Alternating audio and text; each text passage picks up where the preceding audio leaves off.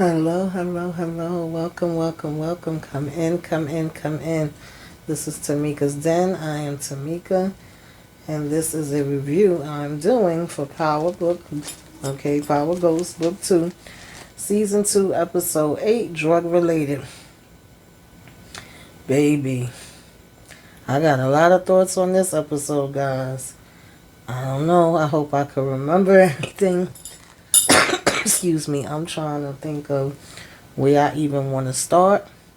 I'm trying to keep my inside voice because it is like, I think, around 5 o'clock in the morning, and also I have a baby in my room. I don't want to wake him up. But honey child, baby doll.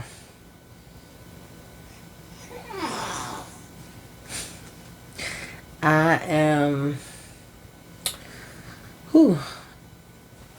Okay, one thing I want to say is sometimes I really don't like that Power leaks so much of these stuff out, but that's nothing new. And I also don't normally pay too much attention or watch when Courtney does her lives because I just feel like it's certain things she's going to try to throw you off with and certain things she's not going to tell you anyway, so I try not to feed too much into that. And we also know that Power does have a history with, like, between episode and 8, you know, it being some type of death, and that's probably like the most action and the most twists and turns. And then 10 is just setting up, you know, wherever they're going into the following season with. So, having said all of that, some of my predictions came out right, okay? We gonna go ahead and get into it. I don't really know where to start, so I guess the best place to start is the beginning, y'all. This was crazy, okay? When I was halfway through, I was on pins and needles. This damn thing was giving me so much freaking anxiety. Let's get into it. So, we start out with Tariq's trial, of course, right? They jump right into it. He's already on trial. We got Jenny giving the open statements. We got, you know, at one point she mentions the whole, I know he looks like this young black boy, and we do have things that happen.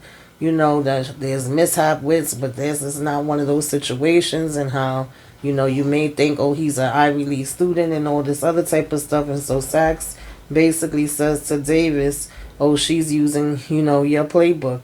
And Davis says, did you give it to her? Okay. And then, you know, they're showing the back and forth. At one point, Davis gets up and asks the juror, well, the jury, you know, if it's fair to Tariq. And, you know, he's talking about him being a student and him going to Ivy League school and them not really having any concrete evidence against him. And so he's saying, is it fair? And one of the black jurors up front basically shook her head like no. So you could already see that she's kind of leaning towards Tariq and feeling like these people is full of crap. And then Jenny tells the court that she has a tape where they would hear Tariq in his own voice, okay? And so Davis objects and says the defense has no prior knowledge of this tape, and they both have to go up in front of the judge. And the judge basically, you know, had told him to approach the bench, and he ruled that they can hear the tape, not Tariq though, just Sachs and Davis, in order for them to prepare, and that the witness will take the stand tomorrow. We then had Lauren come into Jenny's office with her parents, and I found it real interesting that her parents just like right off the back was like, oh, well, you got caught with drugs, that's why. And they was like, oh, we should have saw this coming, and you know, this horrible boy killed that attractive teacher. That's what the mother says. Then the father makes the comment, oh, even your brother, you know, even though he used drugs, was smart enough not to get caught with them. So I found that interesting that they automatically believe that these is her damn drugs. It's like, did y'all ever have a conversation with her? Did y'all ever ask her about any of this? You know, they didn't seem like they was trying to protect her at all. So I was like, is this why she didn't want to go to them? Because originally I was like, okay, Lauren, now it's time to get your parents involved and have them come in here and set some asses straight. But I don't know. They just kind of seemed like they was just going along with it and throwing her under the bus, and as well as throwing Tariq under the bus too. I wasn't too shocked about the Tariq part, but I was kind of surprised at the way they were acting in reference to her. And so, you know, she was saying, I don't have no choice. Of course, she doesn't want to testify. She feels like they have the tapes. And then Jenny was like, in this situation, in this case, no, you don't. And so then we had, you know, Braden and Effie going to score from some guy named Sweaty. And Effie basically tastes it, says it's garbage. She was like, oh, if you want to get some garbage that's with, you know, cut with rat poison, then go ahead. She was like, Tariq would have been mad at if we would have came with that, then us not having anything. Then we basically have the lawyer coming up to Tariq that's in charge of the estate. And he's telling him that damn Ghost has something in place, y'all. I'm like, Lord, Ghost just was making sure everything okay from beyond the grave before he died. He set everything in motion. He's saying that the family that Yaz is with actually wants to adopt her. And that this is what Ghost wanted. He always said that, you know, if anybody in the family, whoever wiped out the family or whatever, he will want her to be adopted and then have her name changed to protect her from whoever wiped out the family, and also instructed the records to be sealed so that nobody could ever contact her again. And I'm like, well, damn. And Tariq was like, he did that from the, you know what I'm saying, before he died. And the lawyer basically was like, yeah. And he was like, the best way to save her is to save yourself. Because Tariq was like, well, you know, I'll just basically have one custody of her before all of this happened. And he was like, yeah, but she went back into the state. And technically, they can go ahead and do this. So I was like, well, damn. Then Davis comes up right behind the lawyer and basically asks Tyreek, who could this be that recorded him? And Tyreek was like, I don't know. He was like, you know, this basically doesn't make no sense. I haven't been around anybody. I haven't been talking to anybody, so I don't know who it could be. And Davis basically says, you know, he's on it. He can make it work, but it's as soon as he gets paid, okay? And so Tariq is basically trying to tell him he got him, and he was like, okay, well, I'm going to tell you what. You have until tomorrow, because you know Davis is all about the money. And he was like, if you don't have it by tomorrow, basically you're going to have to go ahead and deal with a public defender who could possibly have you ending up with 25 to life. Okay. Then we had Monet coming in Diana's room asking her where Drew and her father is, and Diana was telling her she don't know. And she's like, yeah, whatever. She was like, yeah, maybe you don't know, but your father, whatever, because Diana was saying they don't tell her nothing. She was like, but I know you and Drew is thick as thieves, and he would mention something to you, so if you hear anything, let me know, or whatever the case may be. Then Dante is calling her at the same time, and Diana's asking who's that, and she was like, oh, it's the agent, if you must know. And she's still kind of throwing jabs and cutting her eyes at Diana every chance she get. If Diana asks her something, it's like, oh, wow, what you want to know for type of thing. And then she answers, and you know, because she tells Diana's the agent, she has to take this call, and she's basically asking him why he's still calling. And in the meantime, we see him looking at this ring, which I thought he was over that part already as far as them being together. I thought, you know, now it was more so just about him wanting Zeke to know that he's his father, but I guess I was wrong in that department, okay?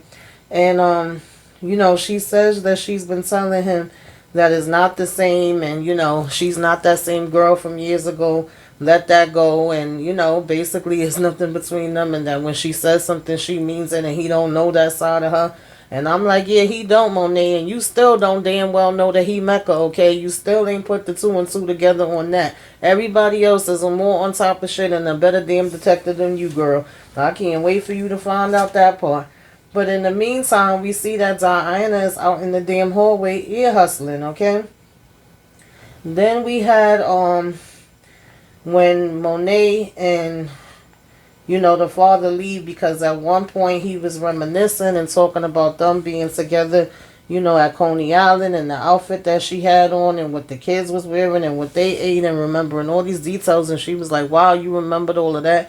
So she was like, well, I got to step it up and make sure that I have on a better outfit today. At one point, Diana had peeped that, and she had came and tried to talk to her. And when she, you know, came and talked to her, like I said, every time she comes is an attitude. So she's basically just like, girl, whatever. So nonetheless, as soon as Monet leaves, Diana is trifling all through Monet's bedroom, finds a damn Bible that has a pic of Zeke in it as a baby, and then ends up calling the hospital that it says on the front of the Bible. Then you have Braden, Effie, and Tyreek, making a plan because, they short and they need to get some supplies. So then Tariq says he has a plan, but he's going to need the Tejadas to make it work. He basically ends up calling Monet, and at this time we see Monet and Kane sitting in the kitchen having a conversation, and they're talking about getting money up. They're talking about how, they need this money for Davis. And of course, when they see Tariq call him, Kane is basically like, bump him. And then Monet is like, yeah, bump him, but we do still need him right now. So she answers the call, and Kane looks, annoyed by that. And so then, Tyreek tells them that they want to meet, and they basically end up meeting there with Effie, Braden, all of them. And of course, Kane is like, oh, what is this? You bringing the whole class? And he trying to have his little smart comments and jokes and, cut Tariq down. And so basically what Tariq plan is for them to rob Mecca, okay, and then some kind of way set it up on the DGT so that they go down for it and it looks like they did it. And then, Kane is like, oh, that's all fine and dandy, but this is not like your high school, excuse me, or your college professor. Mecca don't play that. He has tight security. This is not no walk through the park or whatever. And then Tariq is saying that he understands that, and that's why everybody has to play their position. Everybody's going to have a job to do. And Monet says she's in. Kane says that they need Drew in order for the other part to work. And Drew says he'll only do it if he can be the one to pop Little Guap, because originally Kane was saying that he was going to do it. Then we have, Tariq go to Davis' office, and Davis say, I can't let you hear this recording or whatever the case may be, but I'm going to go ahead and step out for a minute. And Tariq is like, wait a minute, how you stepping out? He was like, can't we go ahead and, and finish this, and then you go do what you're doing? Tariq was a little slow in that moment, and Davis was just looking at him, and then he caught on. So he listens to the tape, of course, and hears the whole thing of Lauren and the conversation that they had, and then remembers what day that was. And as he's leaving out the office, Sax comes and is like, I overheard you listening to the recording, and listen, this is not Lauren's fault. She didn't do this on purpose. They found her with the drugs in her room, and Carrie is the one that basically set this up and pressured her into it, and, pretended that she was her counselor and all that stuff. Basically puts Tariq up to speed on how everything played out. And he's like, but stay away from them. Don't go doing nothing. I think he said don't do anything. How the hell he said it? Oh, God, I can't even remember right now. It'll come back to me, but that part was too funny to me. And so Tariq, and he was telling Tariq to avoid them and, don't go anywhere near them. And Tariq was like, that's impossible. I got damn, class with where I'm going to see both of them tomorrow morning. And so then we had Sax basically having sex with Jenny, okay. These scenes this season with Sax and his sex, they could have kept. But of course he ends up spilling the damn beans, okay, when they finish having sex. First of all, it don't seem like they was enjoying it at all. Neither one of them was in it. They was trying to get some kind of groove. He goes in to kiss Jenny all of a sudden. That's the problem. Jenny don't mind having sex with him, but Jenny don't want to kiss him because she's talking about we work in opposing sides. And he's like, she's like, oh, I can't have nothing serious with you. And he's like, why? Basically saying that I guess they can or whatever. And so then when he's getting up to get dressed, he ends up letting it blurt out because Jenny was saying how, oh, tomorrow your client is basically going to find out who the surprise witness is and that somebody betrayed him. And he's like, oh, I know his girlfriend. And she was like, well, how the hell do you know it's the girlfriend? And he was like, oh, because I heard the recording. And of course she starts going back and forth with him, asking him, does Tariq know? Could Lauren be in danger? He's like, listen, no. The judge said Tariq couldn't hear it. He was like, I can't tell you. We can't discuss stuff like that. So then she kicks Sax out and she starts calling Milgram, Carrie, hot-ass Milgram, all crazy over and over and over. At this point, we seeing Carrie in the class and we seeing Tariq in the class, but we don't see Lauren. And after she calls Carrie a couple times, Carrie ends up answering, and she goes in the next room to take the call.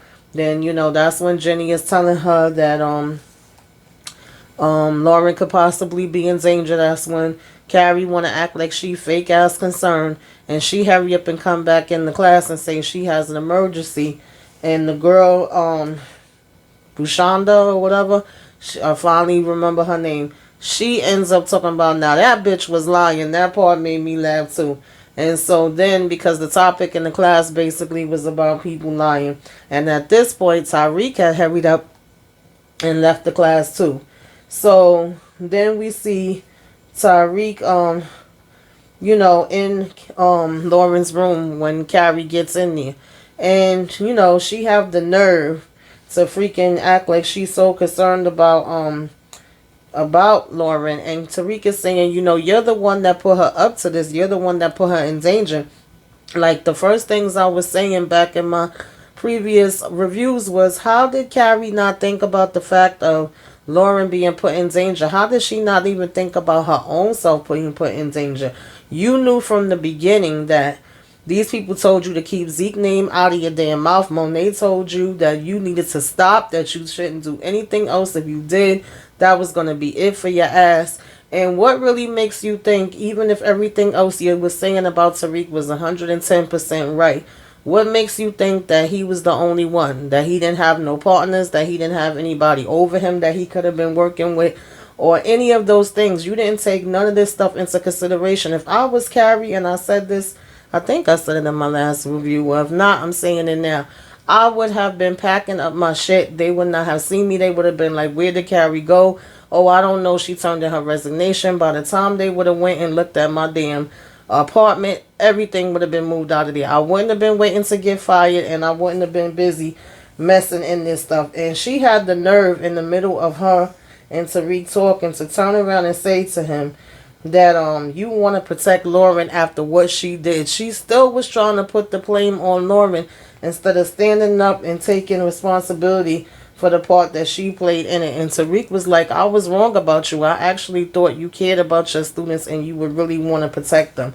So he kind of put her on the damn spot when it came to that part, or whatever the case may be. And I just was like, wow, like, Carrie, you a wicked boy. I'm telling you, they really did a switch up with her, because I remember I was feeling all bad and didn't want nothing to happen to her at first, and now it just got to the point where I was so disgusted and turned off with this lady. It's not even funny, and I just was like, please get rid of her at this point. Like, that's how I felt when it comes to her now. And so I did not originally see that coming, but that's where it was at, okay?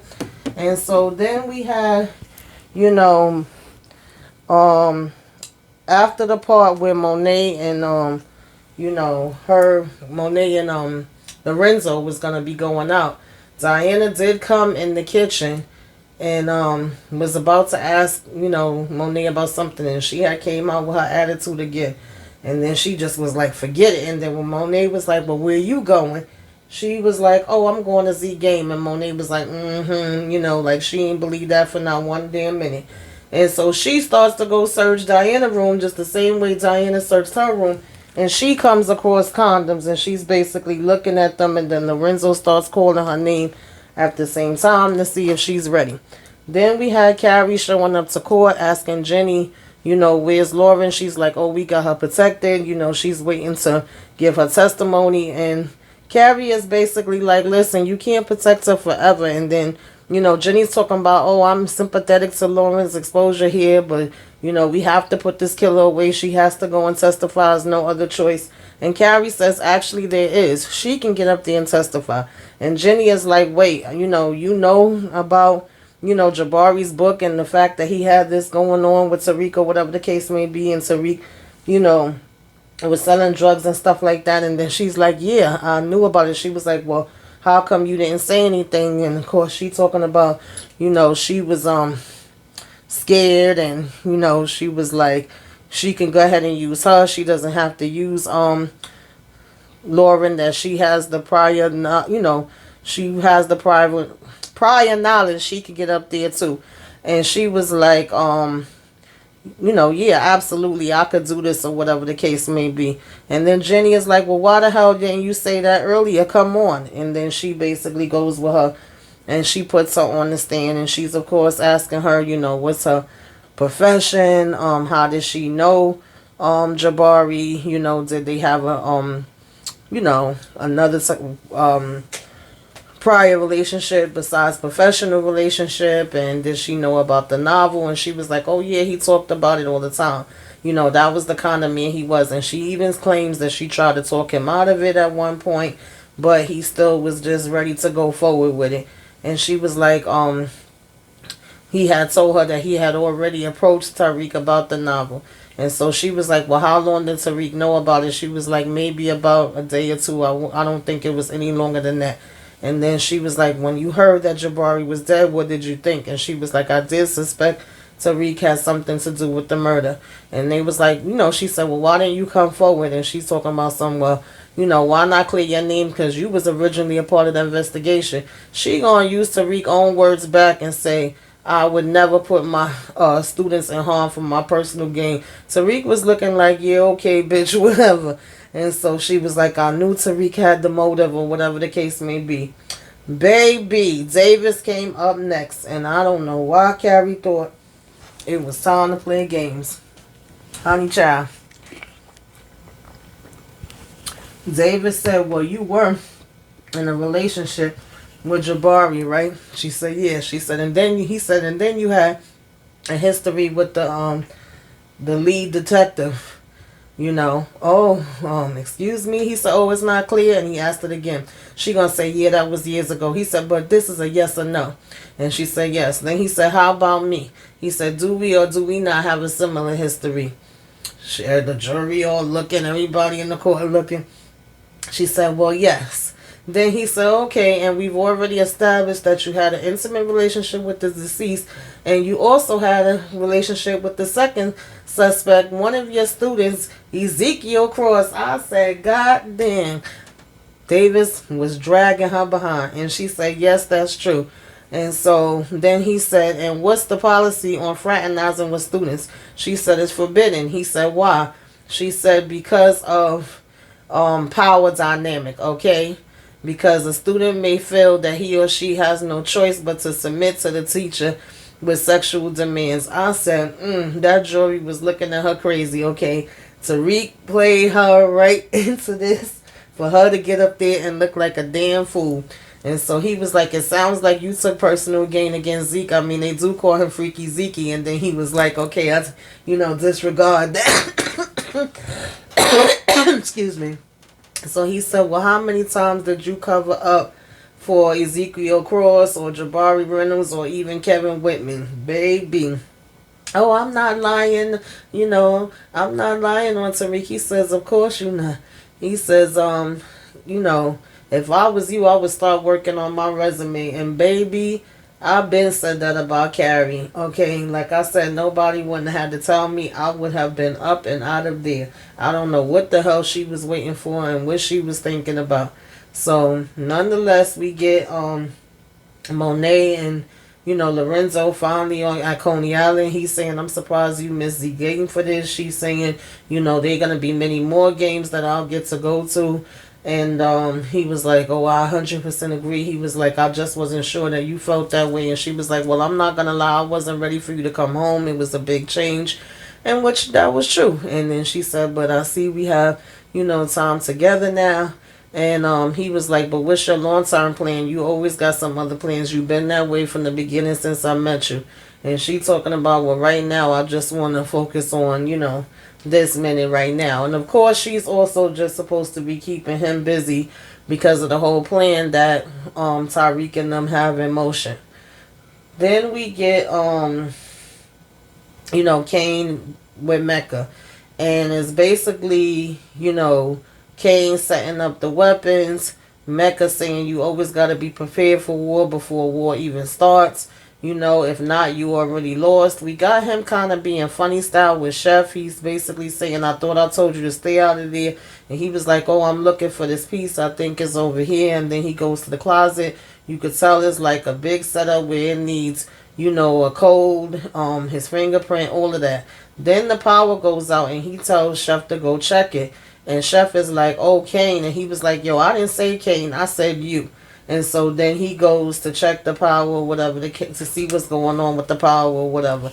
And then Kane is saying trouble in paradise. And, Mecca's like just not in the mood. He's like, this is far from paradise.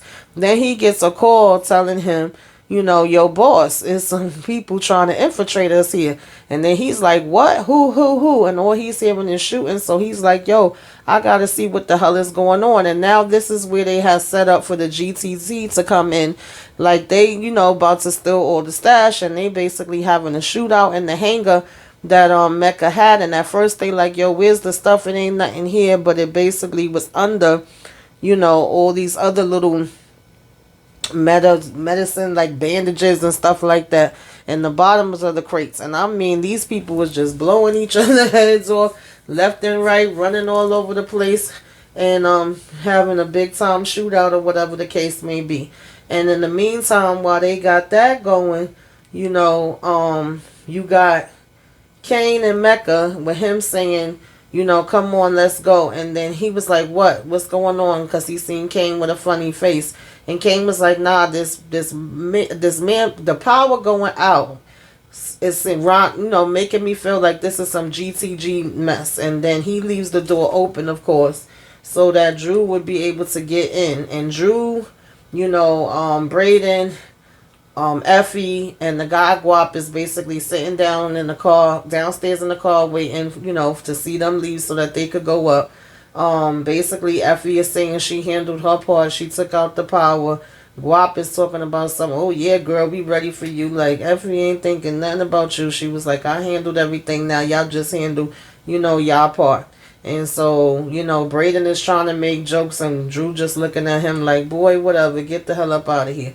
So when they drive off, it's basically Braden's turn to keep the security busy and occupied, and he goes in talking about yo, I need you to, fix everything right now, and, this is going to cost me X amount of dollars, and the guy's telling him, hold up a minute, he going to go inquire with somebody else, because they was trying to tell him it's being fixed as we speak. And of course, he's just trying to keep them, keep them busy. And then Effie goes back to where the security guard is, telling her something about her mother fell and she need help. And in the meantime, you got Drew and Guap going up the stairs, and Guap is just, oh, I can't believe it came to this point, where we working together, and you got your father out, and I was wrong about you, Tejadas. I could really mess with y'all. Y'all pulling off heists. Y'all got the father out early. He's like, I was wrong and I can admit it, and you really out here, man. And he was like, you putting me and my boys on, or whatever the case may be. That's love, bro. So he was like, I basically want to give you this. And so he ends up giving Drew some damn gold teeth and a damn knot of money or whatever, thinking he's doing something. And Effie done tricked the damn guard and pulled her back somewhere and got her locked up in a damn room or whatever the case may be.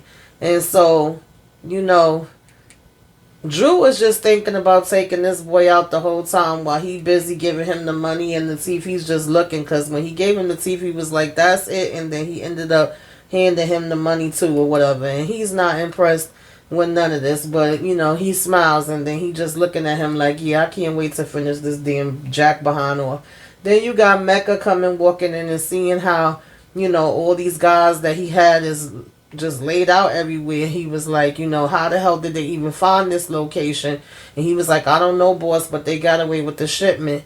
And he's like, fuck, and so Chef is like, this looks like GTG. And then Mecca's basically like, that's your opinion. He was like, go load up the straps and ride out. And so Cain was trying to go with him, because of course Cain is still supposed to be helping with the plan. But he tells Cain to stay there, and when he's like, where you going? He tells Cain, I'm going hunting. And so then freaking Drew pulls out the damn gun, and he's saying things Guap for the money in the grill. And he want to stand there and talk with him for a minute. And this part kind of irritated me with Drew. It was like, if you're going to pull your damn gun out, Drew, be ready to shoot. Okay, you ain't got time to talk. And then Guap asked him if this is Cain. Did Cain set me up? And Drew is pretty much like, nah, this is all me. I've been wanting you for the longest. Guap knocks the damn gun out of Cain's hand. They fighting for a minute or whatever the case may be. I'm like, Jesus Christ, are you kidding me, Drew? And finally, Drew gets the upper hand on him, and Guap had the nerve to be like, "Oh, we've been here before. You ain't got it in you." Oh no, sweetie, he got it in him. Okay, you got that messed up. He definitely got it in him. He basically chokes out damn Guap, and that was goodbye Guap. That was finito with him. Okay, and then he go ahead upstairs and he gets inside, and so then we see Diana cutting up some food, and she's trying Drew, she's trying Kane. Nobody's answering her call. Um, and basically, Kane takes advantage of the fact when the phone rung and answered and was like, "Right, I got you." And he tells the boy that he's working with, "Oh no, it's for me. I gotta make a last, run or whatever the case may be. And you stay here and make sure everything's in order." And the guy's like, "Copy." Then we got Drew. He's inside of Mecca's house now. He basically goes to where we have seen Mecca looking at that ring. He takes the bag, but then he hears a noise. It's Chef coming back and basically getting damn guns in there. So then he sends, Kane a text, and he basically has his gun out in the meantime just in case if he have to end up shooting. And he sends Kane a text like, "Yo, I'm not here by myself. Somebody's in here. What the hell, man?" And so Kane hurries up and comes running there, and he comes in calling Chef name, and he tells Chef, "Oh, come on. Mecca said he needs you." And he was like, "That's not what he said to me." And he was like, "Oh, are you sure?" "I'm only following the instructions of what the guy told me at the hangar." And I'm like, "Oh, Lord Kane, you kind of being your usual dumb self too, because how do you figure you're going to be this smart to outsmart outsmart Mecca, I should say, and it's not going to come back to you, and the guy at the hangar's not going to tell him, "Oh, well, Kane told me such and such and such." So I just thought that was really dangerous and really cutting it close, but I know he wanted to get, his brother out of there.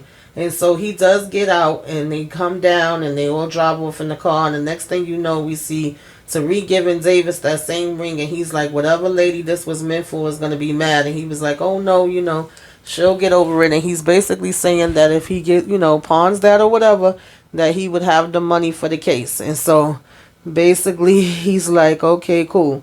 And he was like, Davis told him that was smart getting Carrie to get on the stand, and you was still trying to protect your girlfriend. He talking about, "I ain't have nothing to do with that." Davis ain't stupid. He know your ass has something to do with it, Tyreek, okay? And so then we get the family sitting down for dinner, y'all. Woo hoo hoo hoo hoo.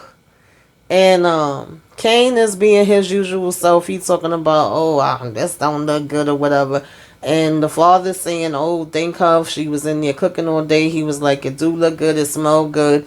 And she was like, "Thank you, Poppy." And then Diana was asking where they was all at. And she was like, "Well, me and your father was at Coney Island." She says that she was at the game. Drew and Kane is saying they at the game too, and they didn't see her. And Zeke talking about, "Oh, well, next time let me know, because I'll let them know you supposed to be able to sit in that section," or whatever the case may be. Because he was, Zeke is like, "I didn't see any of y'all there."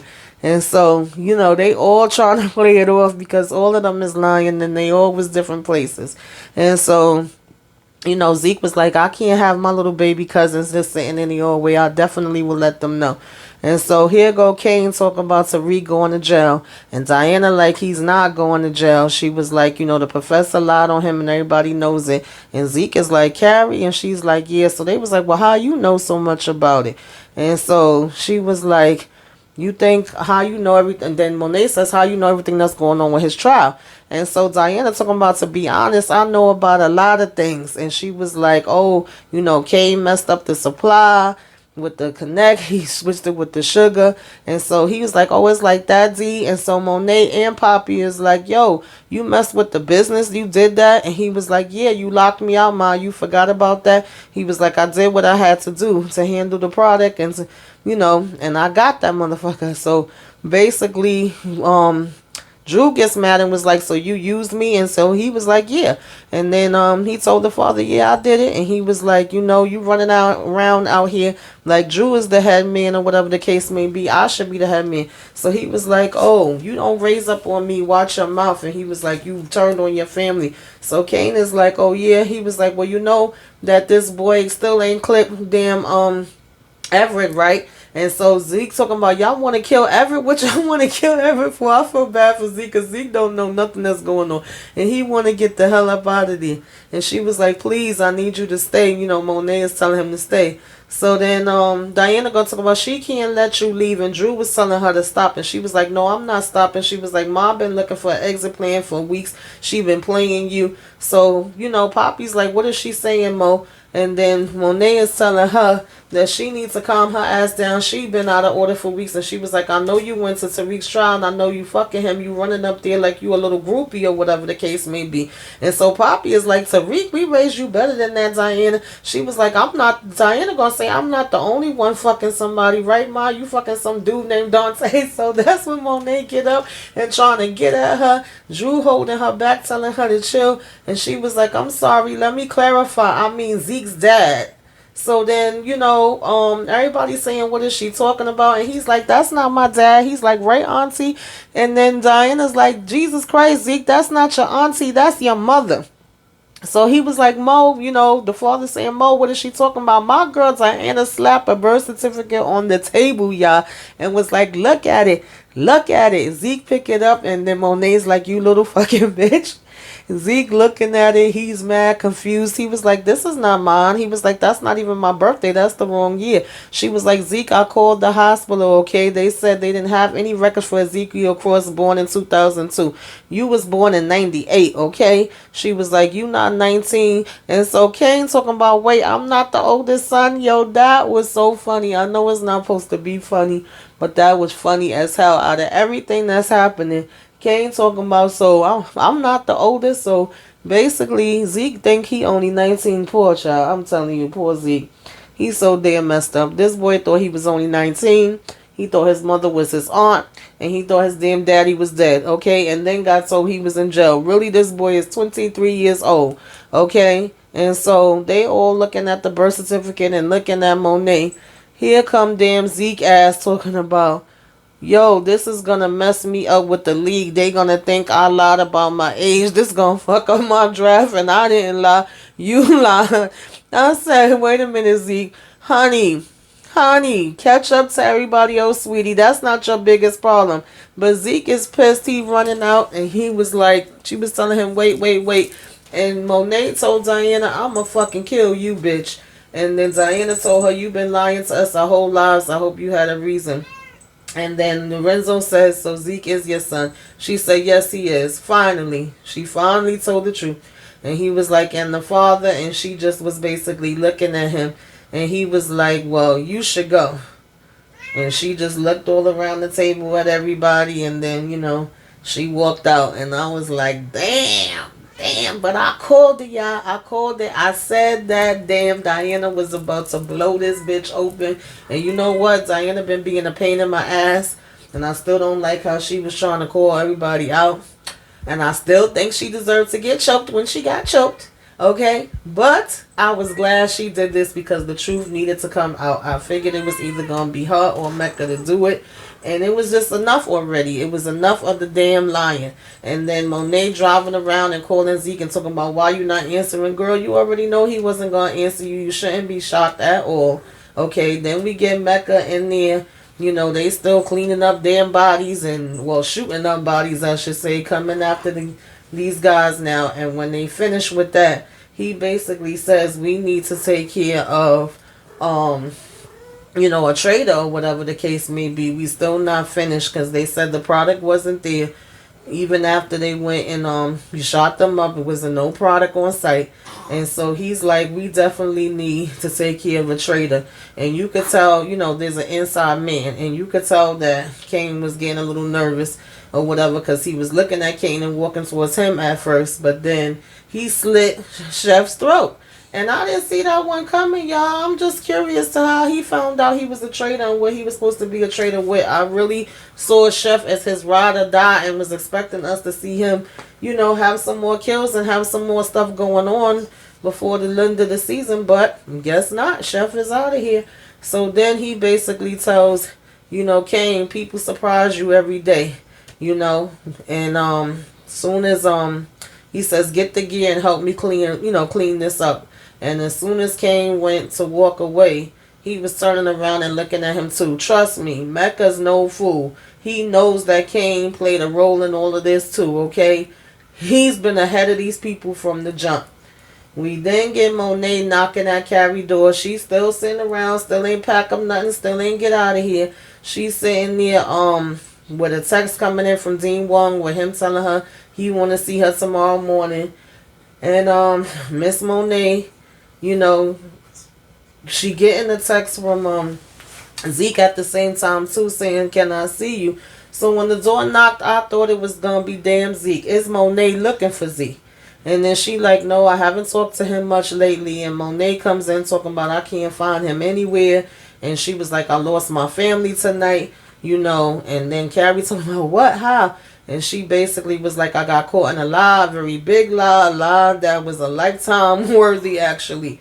And so Carrie was like, "Well, I could relate. I lost everything today. I lost my job. I lost everything that mattered to me, you know, my career, my integrity." And so Monet talking about, "Oh, why? Because you was fucking Zeke." And she talking about, "Oh, well, you know what? If he still comes here and he'll never come back to me." And I didn't get that. I was like, "Huh? He'll never come back to you because he went over there messing with her?" Like, Monet, girl, you are delusional. And so then we have Brayden, you know, making himself out to be bigger than what he is, making it seem like he saved the day and did all this extra stuff, and Effie basically calling him out and blowing up his spot that he's exaggerating and lying, like, stop it. And then they ask him to step out for a minute, and he's like, again, he's like, "Well, at least light up some candles, incense, or whatever, I guess, for the smell." And he bounces, and then Effie and, you know, Tariq's sitting there talking, and she's, you know, he's confided in her about everything that happened with Lauren. And of course she want to talk about some, "Oh, you know, I always knew she was full of it. I know you mean to tell me Miss Vanessa Huxtable was a rat?" And he was like, "No, I don't think it was anything like that." And so of course she trying to convince him that Lauren is not the one for him, and that he couldn't be his full self with her, and, you know, basically sounds like she had to protect herself from you. And then she's just there trying to see if she can get in with him, and telling him that she's sorry and want to kiss him. And he was like, "I thought you said, you know, you didn't want to have anything serious," or whatever the case may be. And she talking about, "Oh, I think it's too late now." And Tariq, I'm telling you, watch out for damn Effie, okay? I still don't trust her worth a lick. Do not trust her. And then we have Zeke, you know, poor Zeke. He comes up to Carrie's apartment. The apartment door is open. He walks in. Lord, I guess Monet done had damn Carrie hang herself. And they tried to throw us off. They tried to trick us, y'all, because I ain't gonna lie. I saw Carrie dying. I felt like she deserved to die, and I wanted her to die after what she did to Lauren. But they kept throwing us off by making it seem like it was going to be this death that was going to have a big impact. And they kept throwing her and Tate together, which was making me think that either she was going to get fired and go to what is his show, Influence, or it was making me think she was going to quit and go to Influence. But it was Carrie that was our other death, y'all. So we had Little Guap, we had Chef, and we had Carrie, hot ass Milgram. May she rest in peace. She's out of here. And Zeke just standing there. And I'm like, "Zeke, get your behind out of there, boy." Okay, you don't need to be caught up in nothing else. Poor Zeke. Whew. What did y'all think about this episode, y'all?